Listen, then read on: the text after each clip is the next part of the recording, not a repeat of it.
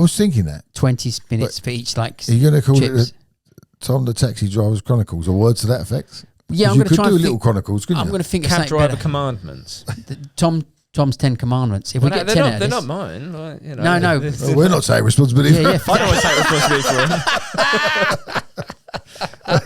it. because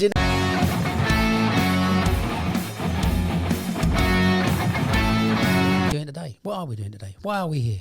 Well, wanted to have one about maybe cab etiquette, how to be the best cab driver. Isn't that more not cab etiquette, but so much like cab Customer service Yeah. kind of stuff. Yeah. I don't know. I wrote like a big list of different stuff. You know, when you speak with different drivers and they go, oh, well, I'll do this with my passengers and going that extra mile, you know, the golden standard that we are. What Mr. do we Dave do? Frampton, the gold standard Yeah. of driving cabs. Yeah. You are my gold standard by far. But I'm the only one you know.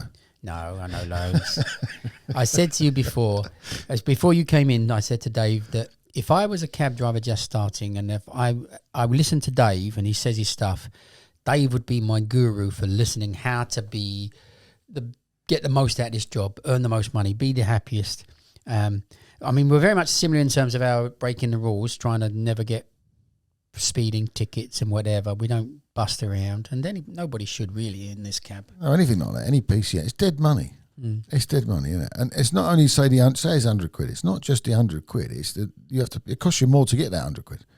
Yes, and you realise as well when it is that 100 quid that everything you just earned just went out the window. Yeah. In the moment, it's like, bloody hell, like, or even when you're having a slow day and you're thinking about it going, God, this is so slow. But it just all gets absorbed into a week, into a month, into a year anyway. And you can't individually pick all that out. So just... Driver etiquette, rules, or whatever you want to call it. But It's kind of rules like yourself. an extension of when I got my badge a few years ago, the examiner having I was about to say intro talk, but I guess it's an outro talk. Yes, To say... what they call it though, it's called... It's like badge day, isn't it? Yeah. So on badge day, just to say like the do's and don'ts, probably would recommend doing this, recommend joining a union, XYZ, just how to make the job as good as possible. Yep. So should I start? Yeah, go on. Yeah. An obvious one is obviously like charging accessories, right? You know, when people want to charge phones in it. I mean, it seems to happen quite a bit around Christmas and things like that. But Well, do you carry extra leads? I've got a mate who even carries like an actual charging bank because obviously you've got the TXEs have the charging point in the back, but he'll actually go, well, actually, this is a much faster charge. You're not having to plug into there. But well, I was in a cab last night, so my story is very fresh. And my phone was on red. And if my wife doesn't know where I am, I'm in trouble. And I said to the driver, have you got a charge? And he had a super long lead in the TX, stuck it through the petition. And I'm sitting there with the phone on a super long lead, charging it. I thought, oh, that's great. That's what I got. I got a super long lead from Halfords, Drogheda, but it's armoured. And I don't carry extra leads. And there's a reason why I don't. I used to as a chauffeur, but I don't now because if I'm busy and they're dropping them in a really busy spot and you pick someone else up, you can forget that they've got it and they go with your lead. Yeah, but the lead, his lead was plugged into the front. My one's plugged in the front. It's poked through the money hole, the hatch, and it goes. They can't take it then, can they? No, that one. But if you used to have extra leads and give them to them. Oh, I get you. because the TXE has got USB sockets in the back, like right by them, so they haven't got to run it all the way through. True. Well, he also said to me, do you need... He had a choice. He had a choice of leads because it would have been the USB-C. He gave me a USB-C lead first, and it was then the iPhone lead he had. And then I had a power bank with me, but I took the wrong lead for the power bank, so I was knackered. I then sold that story, and I'm going to get on the train now and go home because he's dropping me at the train station. And he said, I might have one in the boot. So we're getting out, and he's looking in his boot. He's got an old bag, and he's found two other leads, two iPhone leads. And the thing with iPhones is they want you to use a certain spec of lead, don't they? So even though it's an iPhone lead, there's different qualities. They don't all work. So the first one was one of them, and the other one was such a ropey old lead. It had obviously died years ago, but he's there looking to try and get me a lead, which was great.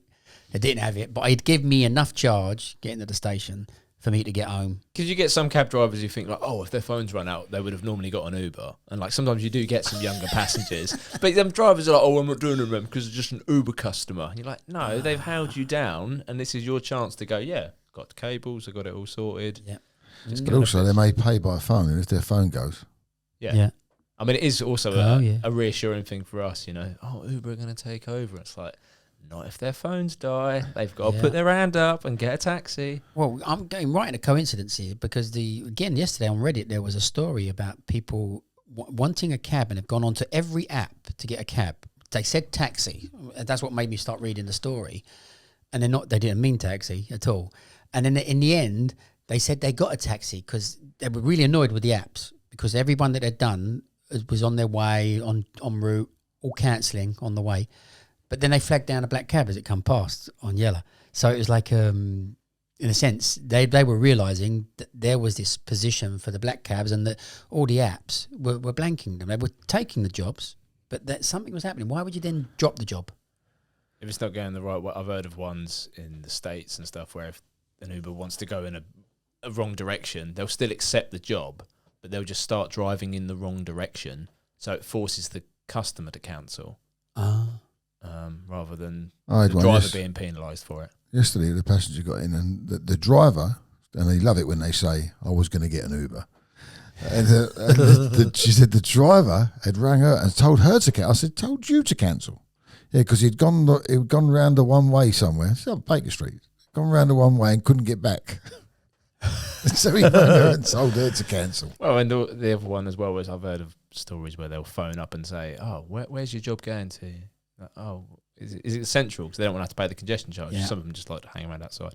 Anyway, we digress. We moved digress. on a But it bit. was okay. Yeah, so that's just one to kick us off. What about, we kind of briefly touched on this, but receipts, particularly blank receipts. Now, I was told on my badge day that don't really want to make a habit of handing out blank receipts to people because, and this was what I was told, that if someone in their firm, keeps putting in really expensive claims for a black cab, that firm might stop using black cabs because it's like, bloody hell, look how expensive these are. I don't know if they would put an expensive one in, because I think they'd get pulled, wouldn't they? If the fare was normally 20 and they put in 50, someone would say, "Oh, no, it's that." He got stuck in traffic. Yeah, that's a lot of Really traffic. bad traffic. So they're doing it for a little bonus, aren't they, on their wages? Yeah, they're probably putting it in the same. But then again, to give a blank receipt, you've then got to say to them, "You're not going to do anything wrong with this." You're not going to say that, are you? No. He might want to write a phone number down on it. How would you give the blank receipt? What is it? If you look at the scenario, how you're going to use it. So I've got a job where the boss says to me, "You're going to so-and-so, get a cab."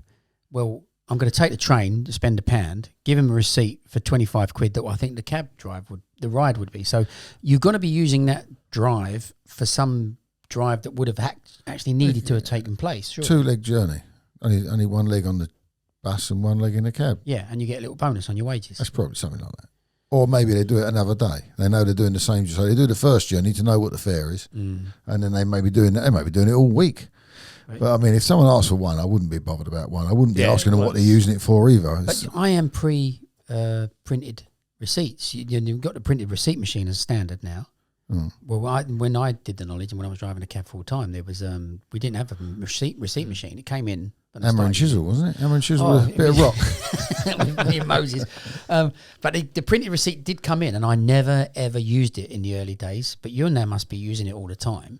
So it's not the same as it was with the old receipts, written ones. You can put a cash one out as well. You can just put it in cash. Any amount, put it in cash. But the only thing with that, it would have that date and time on that printed receipt. Yeah. So you'd have two. They'd have a genuine one, say they had, and then they'd have another. If they asked for another one, you could give them another one, but it'd be the same date and time. So that wouldn't work. You've hit on the other trick. Write me a receipt. Don't put a date on it. Yes. Oh, yeah. Yeah. That's it. I never put a date on it anyway. No. Yeah, I'll but just put it in I've had one bloke, I didn't put a date on it. It was just being a bit of an annoying customer anyway. Legaled me off, and I give him the receipt, and he's like, "Do it again." I was like, "What?" He's like, "Yeah, you missed the date off it." Yeah, real arsey customer. I would have said I don't put dates on it. Yeah. Like, what's the date then? Tell me. Yeah, you put it on it. I put the amount, whatever the fare is, that's what goes on. Yeah. I used to one time. I used to put say it was SE1 to North 1, so I might have done that, and then I thought, what am I putting that for? what do I care? What do I care what it says on it?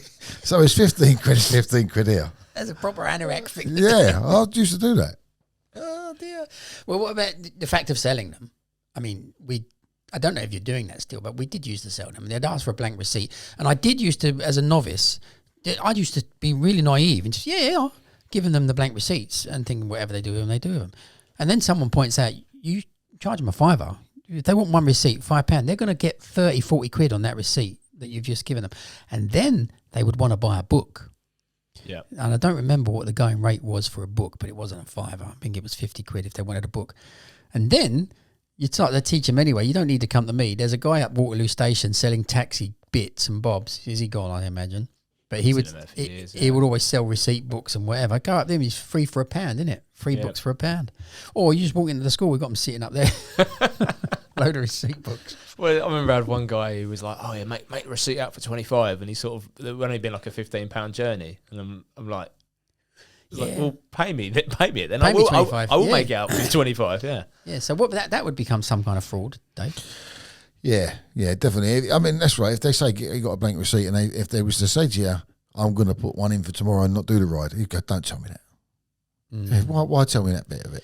Well, there's no need to involve the driver, is there? You want a blank receipt, you could be picking your nose for it for all I care. Yeah, you're not involved once they've told you so much anyway, because it was slightly different. But you are involved if you write a receipt and they don't give you that money.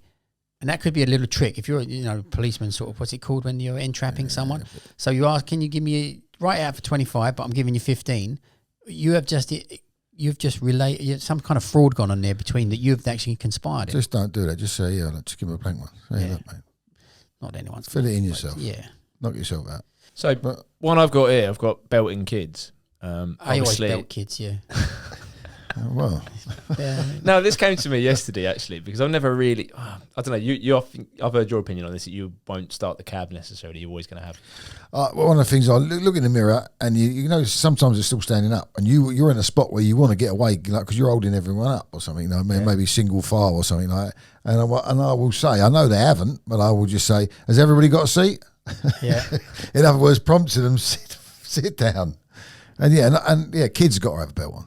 Are they? I honestly, for me, I'm sorry. You get in the back of the cab. For me, I just generally just say chuck a belt on. I don't mind. I mean, little one, you got buggies and that, they're all loose and that. But what's the point of having a kid climbing around? If you have to stop hard, that's going to be like Garfield on that. Well, partition. this came to me yesterday, and I'm thinking, right, you can drive with a lot of distractions because there's a lot of stuff going on in London where expert drivers would do it all the time. But yesterday, there was one kid who was, jumping around, and the dad, just not doing anything, just being really bad parenting. And I'm thinking, actually, I is actually taking up some mental capacity thinking about how I'm driving to how that kid then is in the back. If he's standing around, I'm then thinking, is the kid still standing? Has he fallen over? Whatever. Yeah. So because I'm then having to think about that, I'm then kind of almost second guessing my driving. And actually, it comes back round to the fact that it's actually for my safety that the kids should be belted up, because I'm then thinking about that. I'm more likely to get in an accident because I'm not concentrating on my route calculations or whatever's as much, because you're spending a lot of mental capacity on that. Yeah. And if you crashed and he come flying through the window and it hit you on the back of the head, you'd be hurting. I don't know whose legal responsibility. We had this before, I'm sure we did. The legal responsibility when they're in the back of the cab for either adults or kids.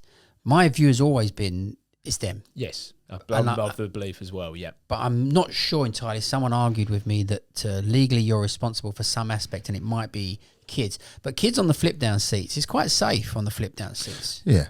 It certainly is. That's where it's only going to go forwards. Yeah. Anything's going to go, whatever it is, the object that's going to fly. Have I told you the one about my brother? The woman, he's driving along and the woman stood up to dip in her pockets to get the money for the thing. So she's bent over because you can't stand up fully. And he has had to brake and she's nutted the petition and she's okay and everything, but she really nutted it. And when he come home from work, we both meet up and he said, Dean, you've got to come and see it. I went down and looked and he put a torch on it. It's a perfect impression of her face and the lips and everything else and the squashed nose on the thing, all in sweat. It was amazing to see. So yeah, that's the danger as well. If you ain't standing up when your cab hasn't stopped, it's a little bit. Yeah, and then you suddenly have to tap. You only got to tap the brakes a little bit. No, they go over, don't they? They go over because you can't stand up or balance. So yeah, belting kids.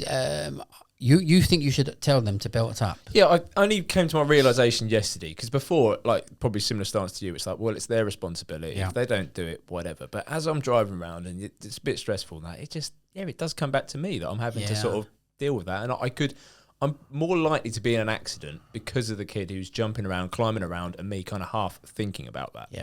So I'm going to take that one because basically this podcast is about advice, and the advice I think I completely agree. They get in, they've got kids. Turn around and say to them, listen, you can do what you like, but please put seatbelts on the kids. and they'll be safe, and they'll also be tied down and not able to sort of muck about too much. Yeah. So yes, if you get kids getting, ask For the my parents own to belt them up. safety, yeah. Yeah. Okay, good. I like that bit of advice. This is I'm gonna almost take like that a on. room 101, isn't it? Of, Has that been allowed in then? That one in, yeah. Oh dear. Yeah, that one's in. What was the first one then? Because we didn't decide on a format for the first thing. So we talked about receipts. Should we give blank receipts or not? The conclusion is Me, yes, I would give. I wouldn't give a book though. I wouldn't. give- No, well, I wouldn't go around giving books out for. But if someone asks, you got one? Yeah, I wouldn't. you'll give them. Yeah. I wouldn't ask them why. Well, or what they would wait you for. say you were going to give them? I think it's context, isn't it? If someone's like proper, like, oh, okay, so like, hasn't done Ah, you anything. But then if the driver, if they're like a friendly person, go, oh, you wouldn't be able to chance me with a blank receipt, would you? Good Are you man. saying if it was posh, Tom? It was very. I mean, that was me biased. saying that they've Classist. kind of. Yeah, very classist. Yeah. Posh people are better than the poor people. So if they see, Well, it's more likely to get a tip off them. You know, when someone obviously, you know, how they pay and their attitudes and Yeah, that, you know, true. yeah, if they want something from you versus kind of like, look, can you help me out here? yeah, Like, yeah, they ask you correctly in the right yeah, way. exactly, yeah. I had someone on Twitter asking me something the other day, not on Twitter, on my WhatsApp. And about 4 times after every message, he said, thanks, pal. Yeah, pal. Have you got this, pal? And at the end of it, I had to say to him, listen, if you want to message me, do not call me pal. It's not, it just doesn't read right. It sounds a little bit funny, you know? You just sound like an idiot. Another thing is when you say it's in context and all that as well, and a situation as well. If you've got someone who's had a drink the other night and they ask for one, yeah, they could turn aggressive if you're not going to get into a row over a blank one. Yeah, whatever. yeah, yeah. Just it's not. As I say, I'm not a police officer. I'm not here to All right, so this worry about segues into like another point there. How do we deal with drunks? Like, I mean, Yeah. give them a blank receipt. Give 'em black. Well, I can remember really clearly getting a cab from New Oxford Street, right? And I could barely walk. And I knew how to stop cabs because the thing was I want to go east. So if you want to go east, don't stand in Oxford Street because you're going anywhere, but stand in New Oxford Street and you're probably going east on the right side of the road because you're definitely going to be going Islington or that direction. Whereas if you're before Oxford Street, you could be going Hampstead or anywhere, south East London.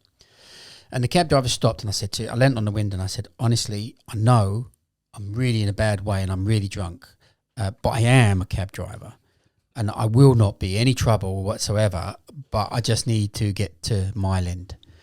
And he was as good as gold. So I'd put every ounce of last effort I had into asking for that cab in as respectable way as I could hold myself up.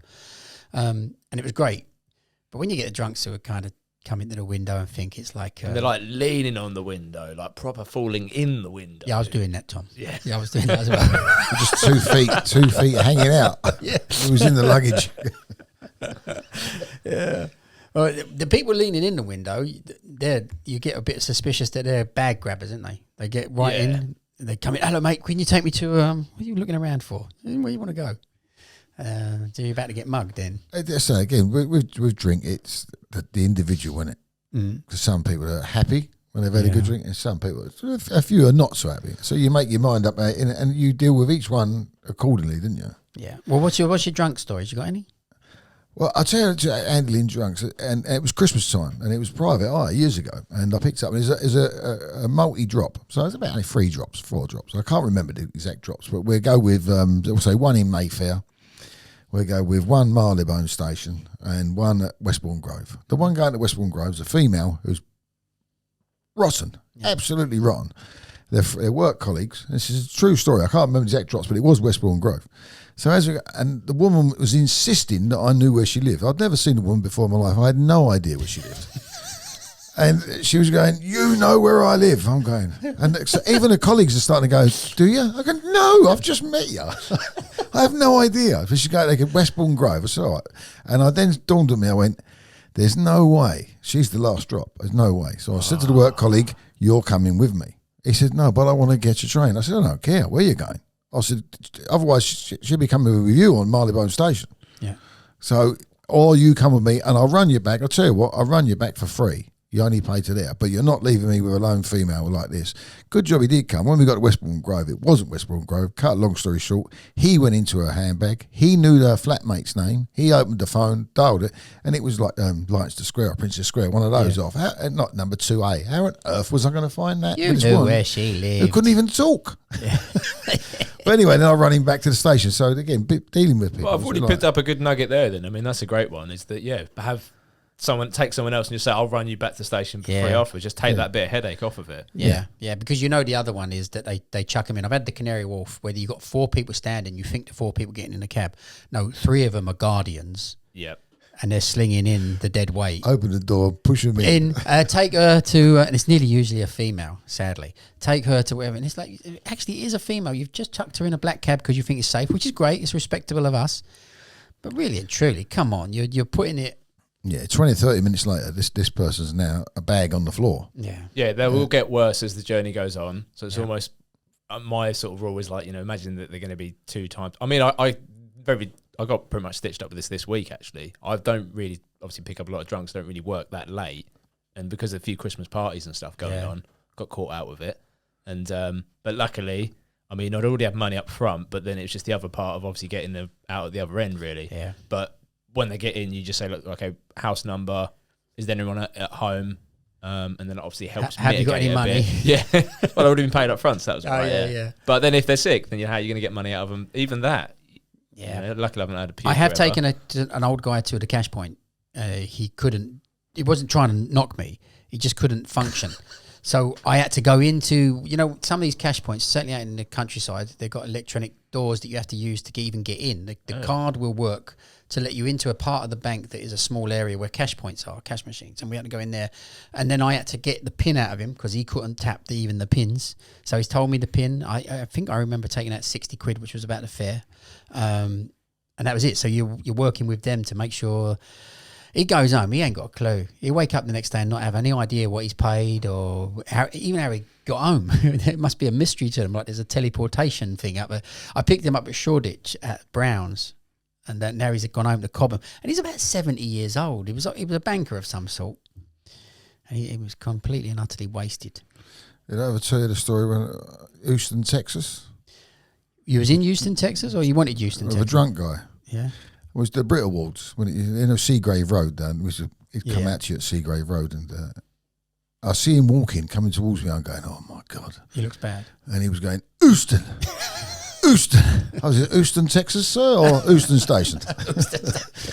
In the back he goes, and I can't remember the exact route, but I was thinking, so I get out the Gloucester place and I'll chuck a run along the Marylebone Road, Houston Road, and as we're going up, and one of the rights I'm doing, I noticed the light's gone on, the door's open. Good job it wasn't a black cab I was in then, it was a private eye, because I reached and grabbed him because he'd opened the door to be sick. Oh. And I'm turning right, and I'm hanging on to him, going round to the right. I had to get out and go round to talk to him and say, look, there's no problem to stop. I'll stop as long as you like. You'd have fell out the door. You'll be sick. Anyway, the windows down and everything, and we're off and we're away again. But anyway, we come out of Gloucester Place, right onto that. And an old code I've got with friends is, right, anyway, if you ring me and I'm POB, I won't answer. If you ring me twice, I know that you want me to quickly answer because you're looking for something or whatever. Anyway, a friend of mine, who's still a friend now, Gary, he rings me and he says, do you know you have a man hanging out the back of your vehicle? Is he behind you? Sick all down the side of the car as I turn right. And they were sitting at the lights. I come out and done a right in front of him. And when we got to the Euston station, he fell out of there. And I'll tell you who he was. He was a Granada TV executive. But luckily it was on an account job because I got paid loss of earnings and a full valet. Yeah, we don't get that one. No. And that raises the question of the valet, getting money out of people for... You try and get the 60 soilage. quid. It's 60 quid, isn't it, the soilage? Yeah. So you try and get the 60 You quid. try though, but it's like, oh God. Yeah. What a But the only thing I will say, one other drunk story that happened to me, the better now being a black cab driver is that partition, and I'll tell you why. What happened to me one night, driving a car, and there was an old Rover, a 75, I believe, and the guy sitting in the middle behind me hit the windscreen with the full vomit while I was driving. Oh. That car was never the same again. No, it never goes, does it? No. The vomit smell never goes. 2 or 3 years later, I think I can't smell it anymore. Someone will get in the cab instantly and say, has someone been sick in your cab? You think, oh, well, The whole dash, everything was covered. Everything, right up. My shirt, my sleeve, everything was completely. So, appreciate that you be a black cab driver. Don't be a private eye driver. Yeah. Well, I used to jet wash the back as well if they were sick. You just literally go in the old fairway, you just go into the garage, get the jet wash out and just smash it because it's just... This was never, that car never recovered. And you need new carpet. If you got the carpet in the back and you ain't got the vinyl, it always smells. It never goes.